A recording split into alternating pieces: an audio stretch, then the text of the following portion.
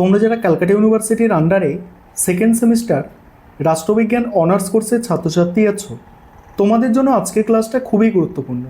আজকের ক্লাস তোমাদের DSCC 2 paper অর্থাৎ কনস্টিটিউশনাল গভর্নমেন্ট ইন ইন্ডিয়া এই পেপারের মডিউল 1 থেকে একটি মোস্ট ইম্পর্টেন্ট বড় প্রশ্নের উত্তর নিয়ে আলোচনা করব। এবং এই প্রশ্নটা 2024 সালে একবার পরীক্ষায় এসে গিয়েছে এবং তোমরা 2026-এ পরীক্ষা দিতে চলেছ। তোমাদের জন্য অত্যাধিক গুরুত্বপূর্ণ একটি প্রশ্ন। এবার প্রশ্ন কি এবং তার অ্যান্সারটা তোমরা এবার বুঝে নেবে। প্রশ্নটা এসেছিল যে ভারতে কেন্দ্র ও রাজ্যের মধ্যে আইনগত সম্পর্ক বিশ্লেষণ করো, এটা একটা পোর্শন। এবং তুমি কি মনে করো এই সম্পর্ক ভারতের যুক্তরাষ্ট্রীয় চরিত্রে গুরুত্বপূর্ণ ভূমিকা পালন করছে? যুক্তিসহ ব্যাখ্যা করো। কিভাবে প্রশ্নের উত্তরটা গুছিয়ে লেখা যায় সেটা ভালো করে তোমরা বুঝে নাও। প্রথমে একটা ইন্ট্রোডাকশান অর্থাৎ ভূমিকা লিখতে হবে। ভারতের সংবিধানে কেন্দ্র এবং রাজ্যের মধ্যে ক্ষমতার সুস্পষ্ট বিভাজন করা হয়েছে, যা ভারতীয় যুক্তরাষ্ট্রীয় ব্যবস্থার মূল ভিত্তি। সংবিধানের একাদশ ভাগে প্রধানত কেন্দ্র ও রাজ্যের মধ্যে আইনগত সম্পর্ক বিস্তারিতভাবে আলোচনা করা হয়েছে। সংবিধানে ভারতীয় যুক্তরাষ্ট্রীয় কাঠামো সমবায়মূলক হলেও কেন্দ্রকে এখানে তুলনামূলকভাবে বেশি ক্ষমতা দেওয়া হয়েছে। এবারে কেন্দ্র ও রাজ্যের মধ্যে আইনগত সম্পর্ক, সংবিধান প্রণেতারা কেন্দ্র ও রাজ্যের মধ্যে আইন প্রণয়নের ক্ষমতাকে অত্যন্ত সুস্পষ্টভাবে ভাগ করেছেন। এই আইনগত সম্পর্কটি প্রধানত কয়েকটি বিষয়ের ওপর ভিত্তি করে গড়ে উঠেছে। প্রথম পয়েন্ট কি? প্রথম পয়েন্ট হচ্ছে আঞ্চলিক সীমা নির্ধারণ। সংসদ সমগ্র ভারত বা দেশের যে কোনো অংশের জন্য আইন তৈরি করতে পারে।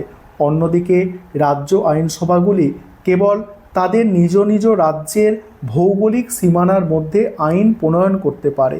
তবে সংসদ প্রণীত আইন দেশের সীমানার বাইরে বসবাসকারী ভারতীয় নাগরিকদের ক্ষেত্রেও সমানভাবে প্রযোজ্য হয়।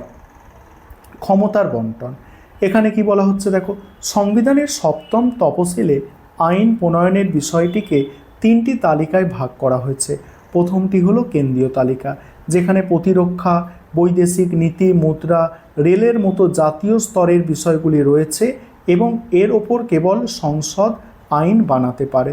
দ্বিতীয় রাজ্য তালিকা, যেখানে পুলিশ, জনস্বাস্থ্য, কৃষির মতো স্থানীয় বিষয়গুলি রয়েছে এবং এর ওপরে রাজ্য আইনসভা আইন তৈরি করে। আর তৃতীয়টি যুগ্ম তালিকা, যেখানে শিক্ষা, বিবাহ, বন সংরক্ষণের মতো বিষয়গুলি রয়েছে। এখানে কেন্দ্র রাজ্য উভয়ই আইন বানাতে পারে। তবে কেন্দ্র ও রাজ্যের আইনের মধ্যে বিরোধ বাঁধলে কেন্দ্রের আইনই চূড়ান্তভাবে গণ্য হয়। তারপর কি? অবশিষ্ট ক্ষমতা। উপরিক্ত 3টি তালিকার বাইরে থাকা যে কোনো নতুন বা অনুল্লেখিত, মানে যেগুলো উল্লেখ করা নেই সেগুলোকে বলা হচ্ছে অনুল্লেখিত বিষয়ের ওপরে আইন প্রণয়নের একক অধিকার কেবল ভারতীয় সংসদের হাতে অর্পণ করা হয়েছে। তারপর হচ্ছে রাজ্য তালিকায় কেন্দ্রের হস্তক্ষেপ।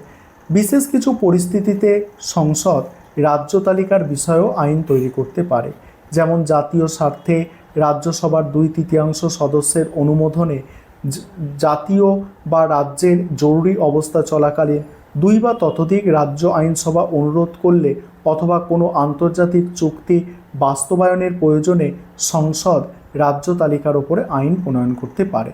এবার পরের যে পোর্শনটা ছিল যুক্তরাষ্ট্রীয় চরিত্রের আইনগত সম্পর্কের ভূমিকা, এই পোর্শনের অ্যান্সারটা নিয়ে আলোচনা করব। তার আগে একটা বিষয় তোমাদের বলার আছে। তোমাদের জন্য অনলাইন কোচিং ক্লাস চলছে। তোমরা যদি কেউ পেড ব্যাচে অ্যাডমিশান নিতে ইচ্ছুক থাকো বা আমাদের থেকে স্টাডি মেটেরিয়াল অর্থাৎ PDF নোটস কিনতে চাও, তাহলে তোমরা স্ক্রিনে দেওয়া নম্বরে যোগাযোগ করতে পারো। এখানে কি বলা হচ্ছে দেখো, এখানে বলা হচ্ছে কেন্দ্র রাজ্যের এই আইনগত সম্পর্ক ভারতের যুক্তরাষ্ট্রীয় চরিত্রের অত্যন্ত গুরুত্বপূর্ণ এবং সুদূর প্রসারী ভূমিকা পালন করে। এই সম্পর্ক বিশ্লেষণ করলে বেশ কয়েকটি দিক ফুটে ওঠে। প্রথম পয়েন্ট হচ্ছে কি? শক্তিশালী কেন্দ্রের অবস্থান। আইনগত ক্ষমতার বন্টনে কেন্দ্রকে সুস্পষ্ট প্রাধান্য দেওয়া হয়েছে। কেন্দ্রীয় তালিকায় বেশি এবং গুরুত্বপূর্ণ বিষয় রাখা, যুগ্ম তালিকায় কেন্দ্রের শ্রেষ্ঠত্ব এবং রাজ্য তালিকায় হস্তক্ষেপের ক্ষমতা প্রমাণ করে যে ভারতের যুক্তরাষ্ট্রীয় কাঠামো অনেকটাই কেন্দ্রমুখী। রাষ্ট্রবিজ্ঞানী KC হয়ার এই কারণেই ভারতকে আধা যুক্তরাষ্ট্রীয় ব্যবস্থা বলে আখ্যায়িত করেছেন। ভালো নম্বর পেতে গেলে এইভাবে ভালো করে প্রশ্নের উত্তরগুলো তোমাদের গুছিয়ে লিখতে হবে। তারপরে কি আছে দেখো, জাতীয় ঐক্য ও সংহতি রক্ষা। ভারতের মতো বিশাল ও বৈচিত্র্যময় দেশে বিভিন্ন ভাষা, ধর্ম, সংস্কৃতির মানুষের বাস। এখানে বিচ্ছিন্নতাবাদী প্রবণতা রোধ করতে এবং জাতীয় ঐক্য বজায় রাখতে একটি শক্তিশালী কেন্দ্রের একান্ত প্রয়োজন ছিল। আইনগত সম্পর্কে এই বিন্যাস কেন্দ্রকে সেই প্রয়োজনীয় শক্তি জুগিয়েছে, যার ফলে দেশের সার্বিক সার্বভৌমত্ব সুরক্ষিত থাকে। এবার হচ্ছে সমবায়মূলক যুক্তরাষ্ট্রীয় ব্যবস্থার বিকাশ। আপাত দৃষ্টিতে কেন্দ্র অত্যন্ত শক্তিশালী মনে হলেও সাধারণ ও স্বাভাবিক পরিস্থিতিতে রাজ্যগুলি তাদের নিজস্ব ক্ষেত্রে স্বাধীনভাবে আইন প্রণয়ন করে ও শাসনকার্য পরিচালনা করে।